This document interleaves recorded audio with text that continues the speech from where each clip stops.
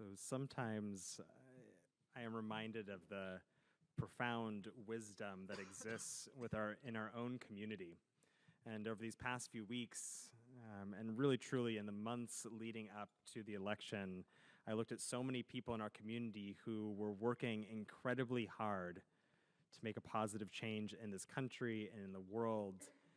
And in fact, we have some people who do that as their full-time job, who've devoted their lives to making this world a better place and whose work continues even now, if perhaps not more critically and importantly. So I'm so honored to introduce Sarah Garza Resnick, who is an amazing Mishkanite and also a Mishkan parent and also one of our phenomenal board members and also the president and CEO of Personal Pack. And she'll tell you more about Personal Pack, but it has for the past 4.5 decades been fierce advocates for protecting women's health and reproductive rights, and through electoral politics, holding our officials accountable. And they are the only statewide political action committee dedicated solely to protecting freedom of choice, which is all the more vital in this moment. So I'm going to invite you up to share some words of wisdom and Torah for all of us here, and what an honor it is to have you here in this space. I'll have you come over here.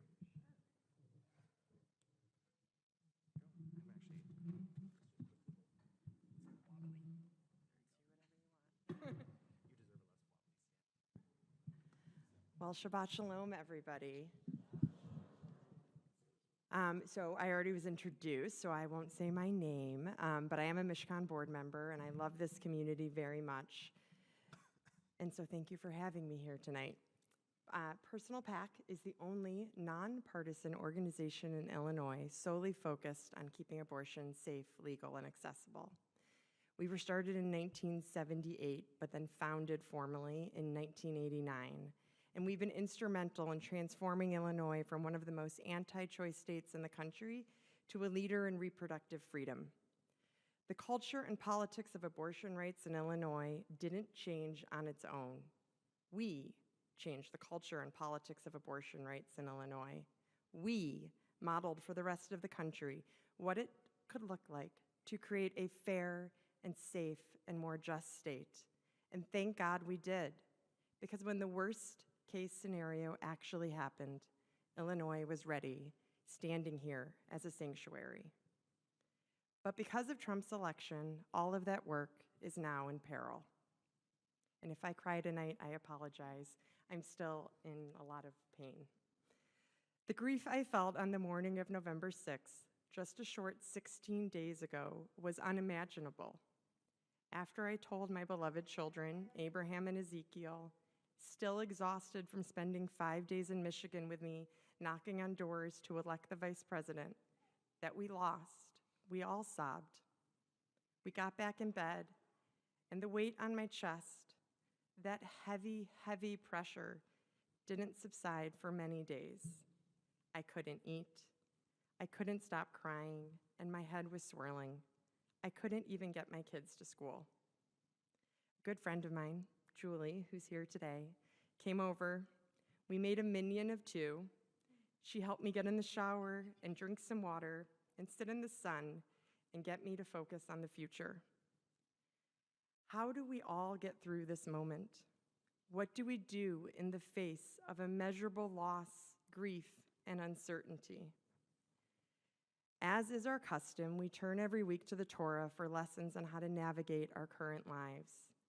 And even though the Torah couldn't imagine a world where our social fabric has been torn apart by technology, social media, and our addiction to the content being curated for us on a minute-by-minute basis on our phones, there are still lessons that help us all to navigate these perilous times. So this week, we read about Abraham grappling with Sarah's death. When we experience a tragedy like a loved one's death, it stops us in our tracks. Our rituals and traditions for mourning, like sitting Shiva and gathering with family, wearing a torn ribbon that symbolizes our broken hearts, all of these rituals give us comfort and direction so we don't become unmoored by our grief. Our faith tells us what to do and how to cope. Our community wraps its arms around the ones in need. We help each other honor the loved one's memory during those 7 days and gather again annually to recite the mourner's Kaddish. We help each other rebuild and reimagine a new existence. Importantly, Abraham took time to grieve. The Torah says, Abraham mourned for his wife and cried for her, and when he had finished, he rose up from beside her. He then takes that first step, finding a burial place for her, and when she is buried, he begins to look to the future. Abraham now enters his Yenta era. He connects his oldest son Isaac with Rebekah, and this love connection brings solace to the family and builds the future of Abraham's dreams. I don't think it's an accident that the story becomes future-focused. While grief is a reality of death, it is our obligation to figure out how to keep going, because the future depends on our ability to keep putting one foot in front of the other. We are now in that deep grief that Abraham found himself in, where even taking a shower seems daunting. I can't get out of a hoodie, so hence why I'm wearing one tonight. We need everyone to put one foot in front of the other and to keep going. Abraham's story and my friend encouraging me to get moving reminds me that a little push or connecting two strangers are steps to fixing something that seems irreparable. I know for so many of us that Kamala's loss brings us right into the feelings of deep and profound grief. For some of us, it is grappling with the notion that America is failing to live up to the ideals that we were always taught made us uniquely American. That we were striving for a multicultural democracy that, while imperfect, was always upheld as a light for the free people across this globe. For others, like myself, who spend our professional days trying to create a more just world, we have firsthand knowledge of what the incoming administration means and the visceral level of fear for the most vulnerable people in our country. Now, to bring it back to the issue I spend all day, every day, thinking about, abortion. We are extremely fortunate to live in Illinois. We are one of the most pro-choice states in the country. And it's because of our laws and protections that more than 40,000 people fled to Illinois just last year for abortions. And why the providers who I work with and stand next to every single day feel safe providing care here. Each one of those medical refugees' lives depended on all of us to get the life-saving and essential health care they needed. I'm extremely proud of what we've accomplished here through coalition and collaboration and creativity. Illinois didn't become the reproductive freedom land of the good and plenty overnight. Even in this last election, where the national headwinds were strong against incumbents, all of our pro-choice champions running as incumbents have kept their seats in Illinois. We also had a major win in the Illinois 3rd Appellate District, where a Clarence Thomas protege was running for judge, and we helped to ensure that he was handily defeated. This is where the fairy tale turns into a horror story. If the federal government enacts a national abortion ban, the abortion access we fought so hard to build is gone. There are a lot of ways that this could happen, and I've been spending the last 2 weeks catastrophe planning. I don't want to overwhelm you all, so I'm just going to give you a few examples. Trump could direct the FDA to revoke mifepristone approval, one of the 2 pills used for medication abortions. Miffy is what we call it for short, is used in over 60% of abortions nationwide. Withdrawal of the FDA approval of Miffy would cause catastrophic consequences. There is simply not enough providers to fill the gap with procedural abortions. Also, many people in banned states are not able to travel to us, to a doctor, and rely on mailed medication abortion pills to self-manage their abortions at home. It is also important to note that the medication is used not only for abortion care, but also for miscarriage management. Trump could direct the Department of Justice to enforce the Comstock Act, a zombie law from the 1800s that bans the mailing of lewd materials.